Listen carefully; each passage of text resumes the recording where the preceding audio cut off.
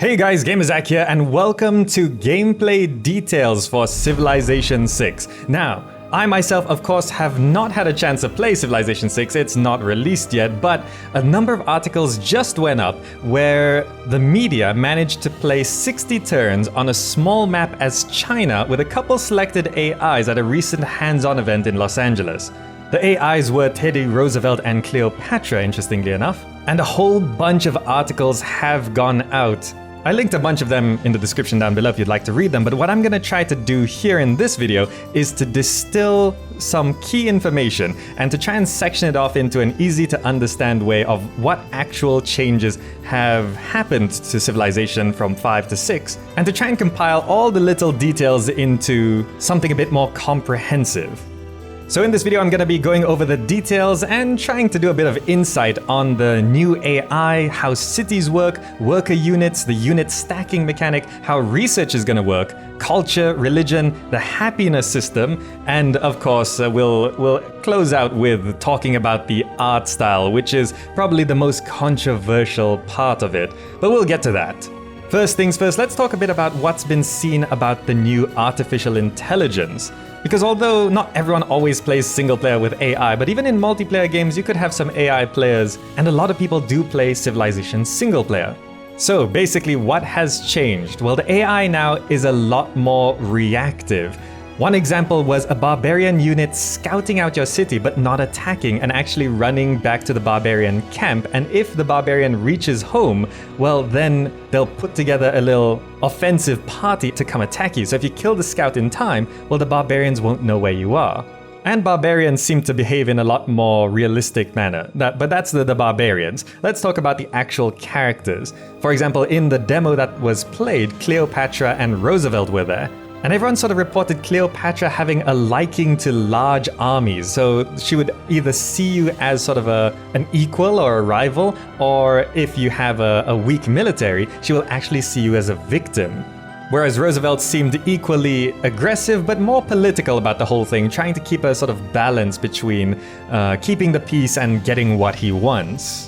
Now this is of course part of the whole agenda system with the AI, and it was mentioned that the AI is actually going to have two agendas, a primary agenda and a secondary agenda. Now the primary agenda will be selected somewhat randomly but from the personality of the AI. So Cleopatra, Roosevelt, Gandhi, they're going to have their own specific personalities. It's unclear whether Gandhi is going to be super aggressive again this time. Probably yes, but it's yet to be seen. And the secondary agenda will be selected completely randomly. So the AI will sort of behave in a certain way that's somewhat predictable to their personality, but they will have variations. So you're not just going to understand the AI immediately just based on who they are. And this is a very interesting way of doing it because you don't want it to be completely random, but you want to have a kind of unpredictability, and the agenda system sort of needs to be uncovered as the game goes along. You need to learn about your friends and enemies. And this is done through reconnaissance and espionage and spying. And this does even come into play early game. It was mentioned that trade routes are gonna be early info gathering techniques, besides having things like envoys and spies later on. Politics and knowing things starts out right from the start of the game and becomes more and more complex as you go along. Establishing trade routes not only benefits both of your cultures, it also allows gossip to trade, and you start to learn things about your trade partners through this gossip. So establishing trade routes early on is not just for economic gain, it is actually to learn about who you're dealing with. And this is something that I really like. I've never been too much of a fan of trade routes. They've felt very mechanical in the past, and this sort of adds on to the whole tying in dealing with an AI, dealing with a person, and it makes the AI feel a lot more realistic and a lot more natural, generally speaking. Next, let's talk about cities. So we've all heard and seen that the cities are going to be working on tile-based improvements, and it's more like districts and district improvements for cities. And these districts and the improvements you place there, of course, have terrain bonuses, adjacency bonuses, and as you build certain districts and certain buildings, it unlocks new options for improvements. So how does it work this time? Well, you build a district, and then that district can be filled with 3 to 4 buildings. And these buildings do not reside inside your city. They now take up space on the map. They take up a tile. And their surroundings and the terrain do have an effect on their performance. One example stated was building a campus, which is like a library, next to a jungle, allows them to study wildlife and you get a bonus for your research. It's not entirely clear if the kind of terrain they're placed next to benefits certain research technologies or not, but there are definitely terrain bonuses for the buildings that you place down. And also one side note is that cities don't have any natural defenses until a wall is built, so they can be quite vulnerable at the start, which is a slight step away from Civilization V, where cities were almost impossible to take at the start of the game. Now, speaking of building and improvements, the worker unit is now gone, and the worker unit has been replaced by builders. And builders are sort of like workers, but they have limited uses before they vanish, but they improve tiles instantly. So the whole concept of what the worker unit is changing. Limited uses and instant improvements means that they're overall less valuable, which also means they're less costly if you lose them early game, especially to a barbarian attack, but you'll have to keep building them over time the more improvements you want to do. From the gameplay footage, it seems builders will be able to build 3 or 4 improvements before vanishing, which gives an indication to their value. But looking at the screenshots and looking at gameplay, there are far fewer things for them to do than in previous games. But what they do have a much longer lasting and more significant impact on your civilization. Building certain things on the map can change a lot of things, including your research. And while we're talking about protecting builder units from barbarians and enemies, unit stacking is a thing, and it's hard for anyone to say much about it because the demo that the media was exposed to was only 60 turns, but they did experiment with attaching a warrior unit to a builder unit, and then they moved together as a single unit. Now, of course, attaching a military unit to a worker and moving them individually but on the same tile has been a thing for a long time, but this is actually combining the units. But the details of how, for example, artillery could be stacked with infantry much further down the timeline, it's hard to say how that would actually work. But I thought I should make a note on unit stacking here.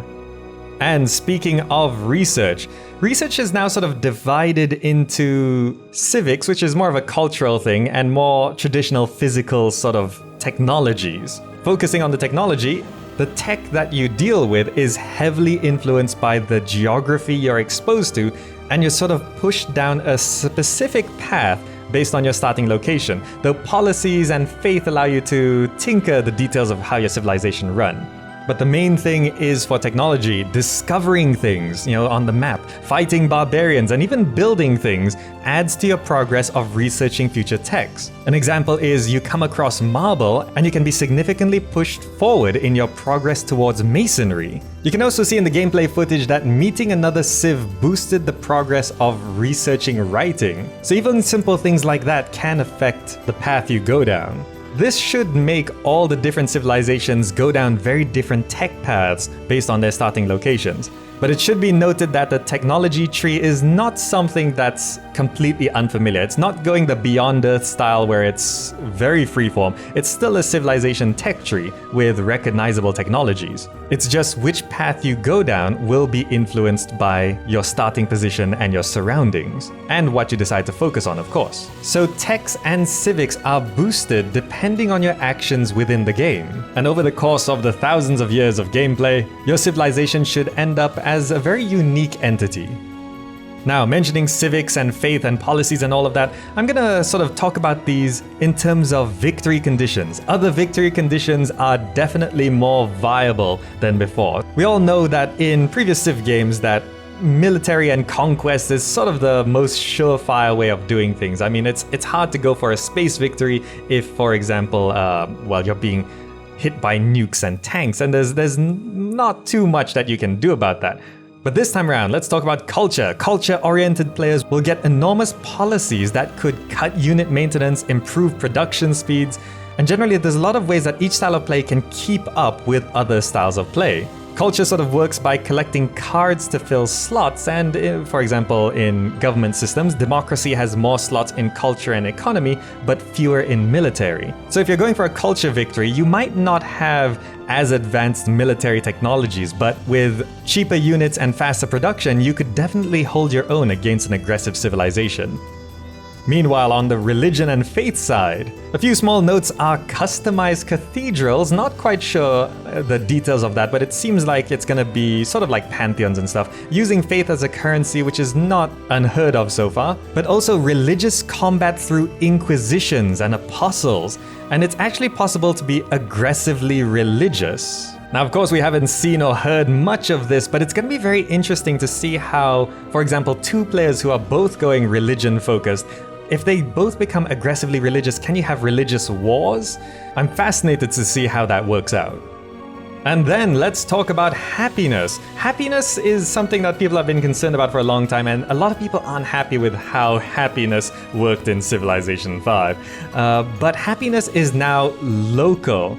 You can build a small, unhappy city far away to get a strategic resource, and it won't affect the happiness of your empire. It's just that city that will be unhappy. Now, this is a change that I think a lot of people are gonna like, because it really doesn't restrict how your empire is gonna work, because happiness is not gonna just bring down your entire empire, and you're allowed freedom to build a small, sad, little, unhappy town just to get that strategic resource. And people back home aren't gonna be too concerned about it.